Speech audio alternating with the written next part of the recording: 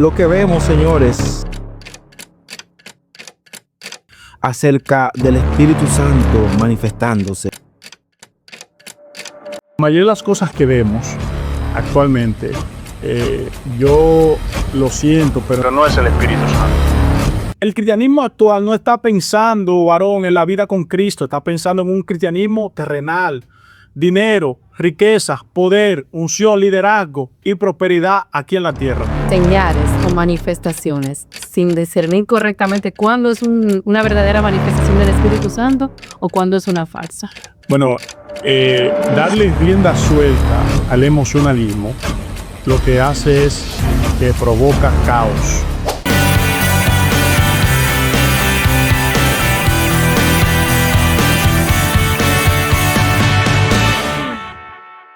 Hola, ¿qué tal, amigos? Bienvenido una vez más a su programa Dinámica Podcast. Y para hoy tenemos un tema súper interesante: las manifestaciones falsas del Espíritu Santo. Y tenemos como invitado al maestro Eliadel y a nuestra apreciada Priscila. Eliadel, Priscila, bienvenido. Gusto, hermano. Gracias, Jonathan. Siempre es un placer estar aquí. Eliadel, vamos a introducir el tema del día de hoy con una pregunta muy puntual. ¿Cómo sabemos que tenemos al Espíritu Santo? Bueno, la respuesta fácil y sencilla es la que dice Gálatas 5:22.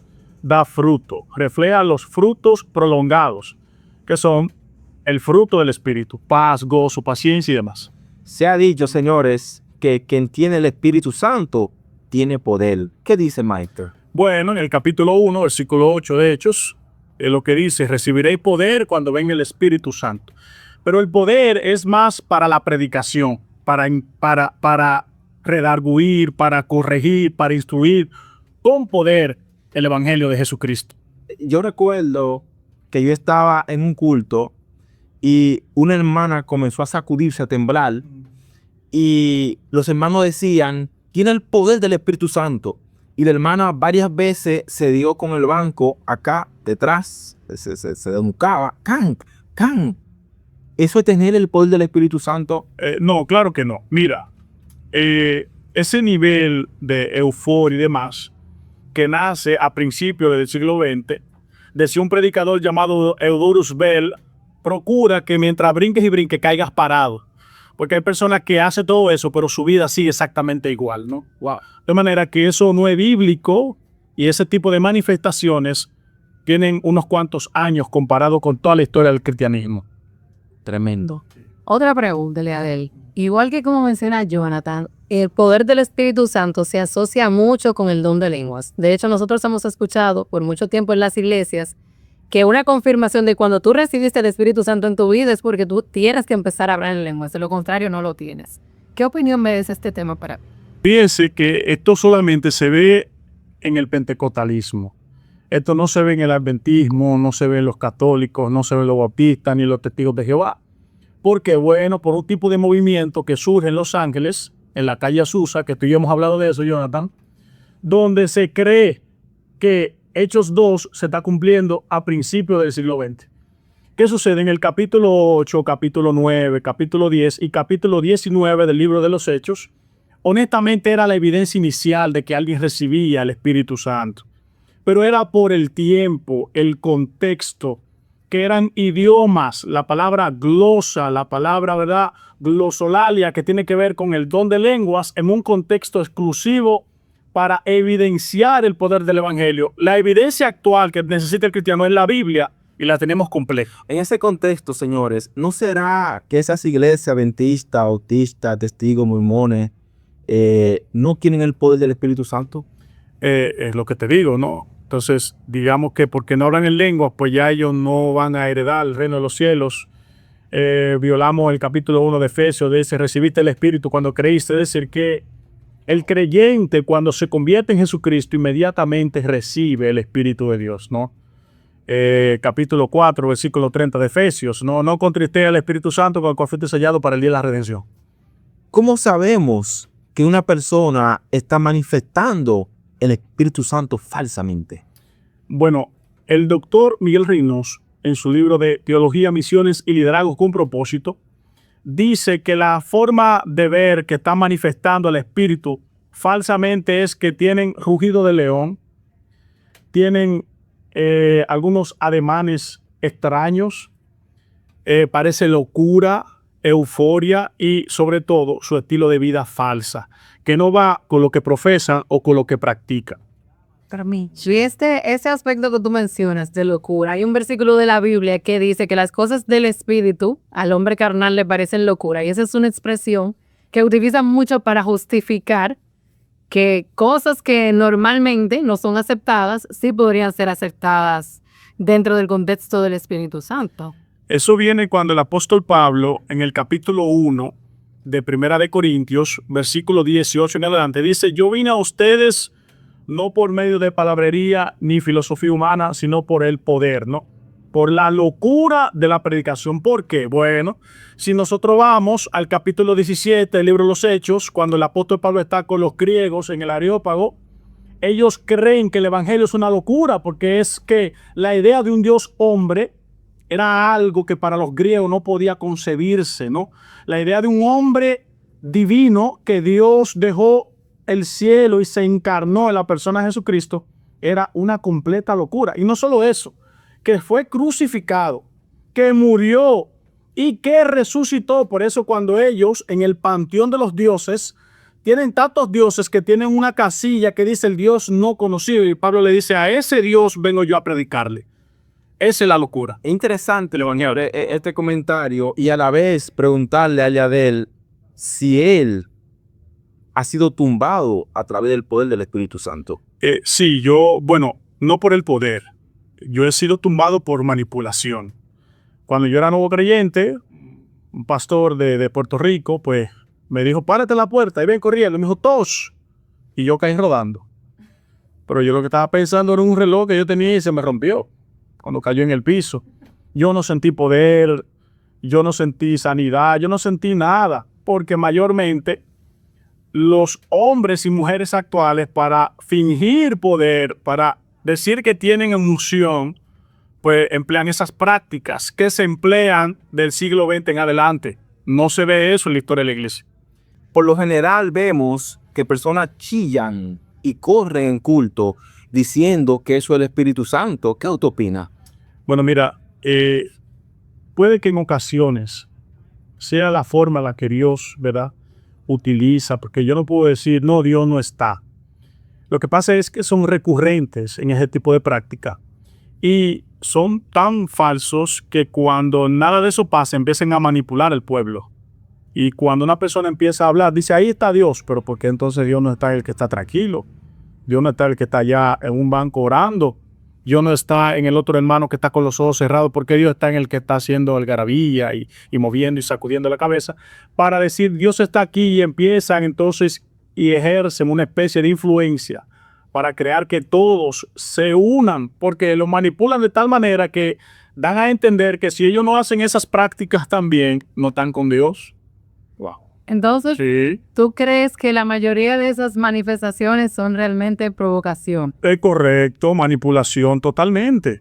Se ve correctamente. ¿Tú crees que que es posible que parte de las formas en que una persona manifieste al Espíritu Santo tenga que ver con su personalidad? Por supuesto, Pablo lo demuestra claramente, ¿no?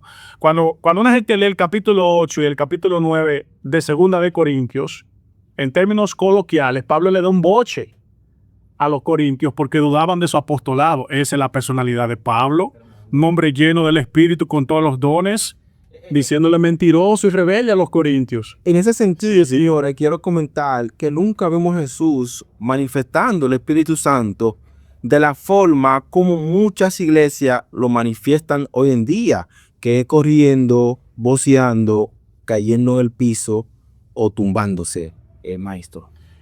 ¿Quieres ver que son prácticas?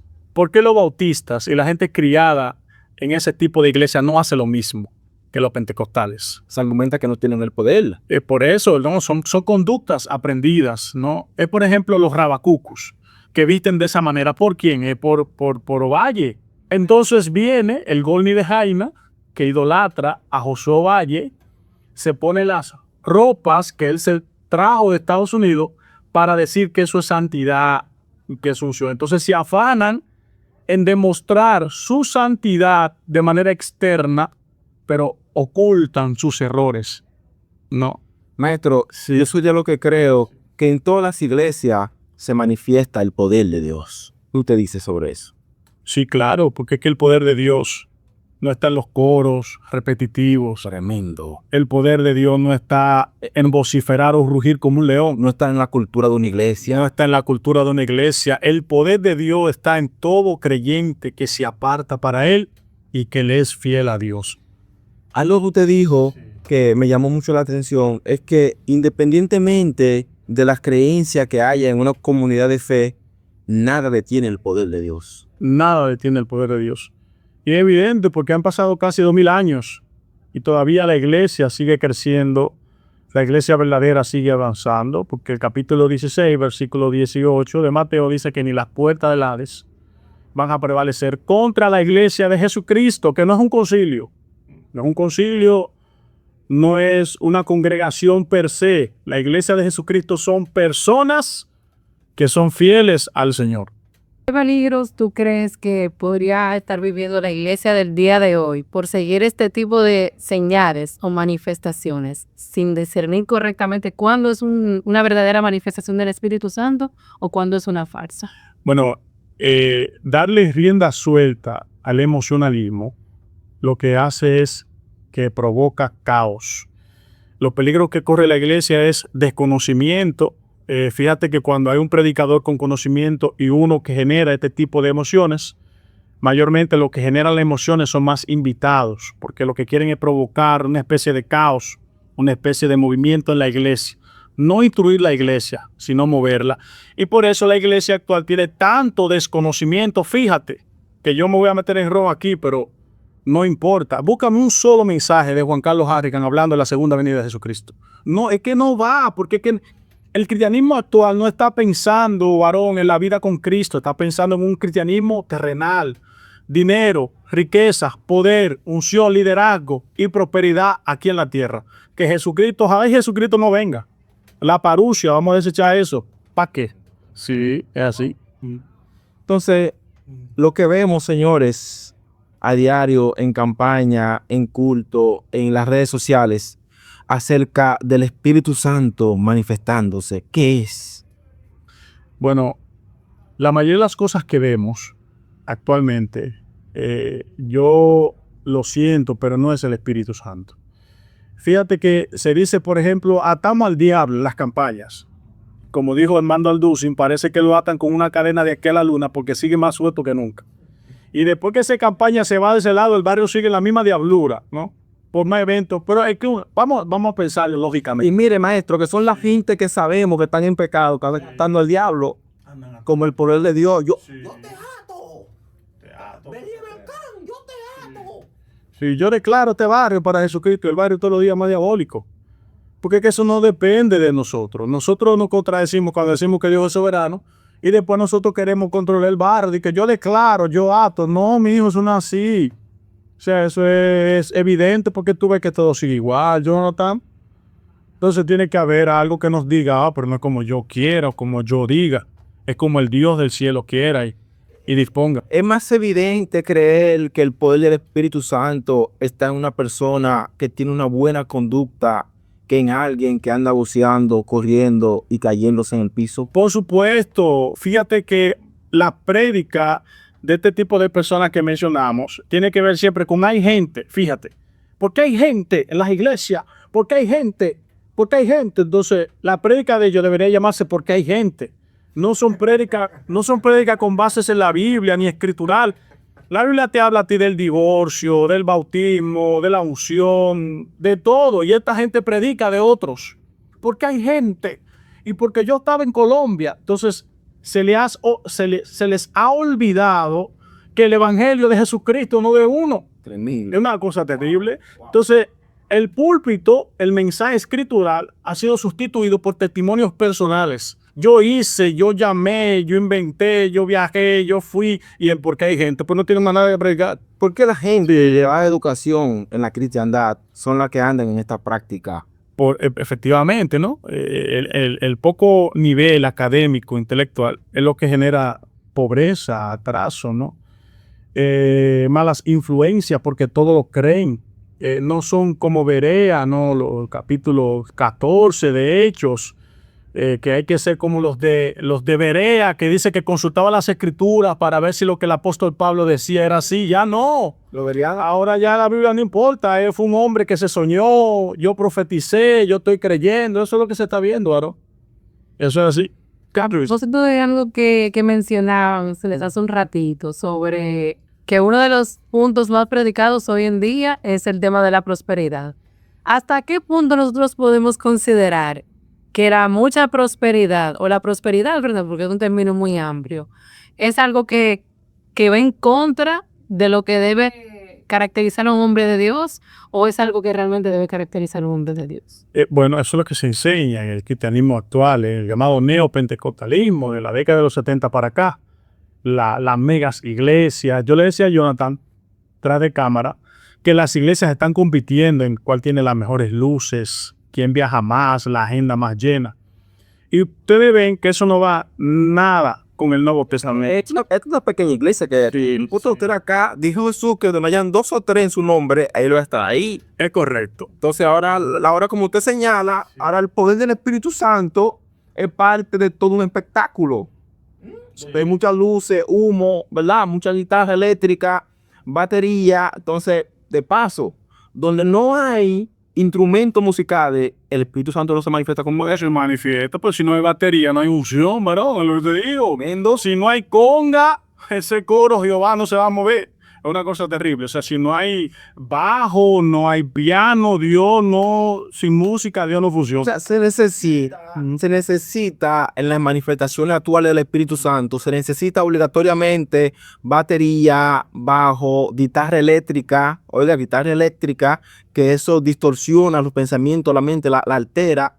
Se necesita bajo, ¿no? O sea, se necesita todo una estructura de instrumentos musicales para que el Espíritu Santo pueda estar allí. Si no, el espíritu no se mueve. Sin embargo, sabemos que los apóstoles de Jesús en el siglo I no tenían ni siquiera una conga, ni siquiera un piano, y tenían el poder del Espíritu Santo. Así es, varón. Entonces, Jonathan, para terminar con Priscila, sobre las riquezas, el capítulo 2, versículo 17 de 1 de Juan dice que el mundo pasa y sus deseos, pero los que hacen la voluntad de Dios permanece para siempre. Una forma de decir que el cristiano no puede poner su vista en las riquezas terrenales. Casi siempre los mega predicadores, una vez en Pantoja, uno dijo, hay que cubrir este evento y estamos cortos, nos faltan 200,000 pesos. Quiero 200 personas ofrendando de 1,000. Yo no te mandé a ti a ese evento, hermano.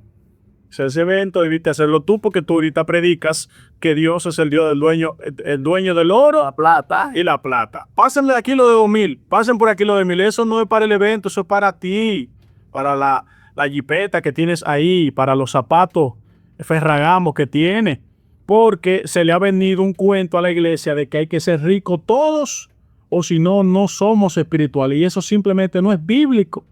Eso es una herejía. Y es un movimiento conocido como el movimiento de la superfe, que nace en la década de los 70 de Estados Unidos, con predicadores con mega mansiones que piden dinero para sus aviones privados. Tremendo. ¿Algo más, Priscila? ¿Algo más? Sí, mientras ustedes hablaban, yo recuerdo un relato que escuché una vez de un pastor muy conocido, que lo voy a mencionar el nombre porque yo no soy tan intrépida como el día de él.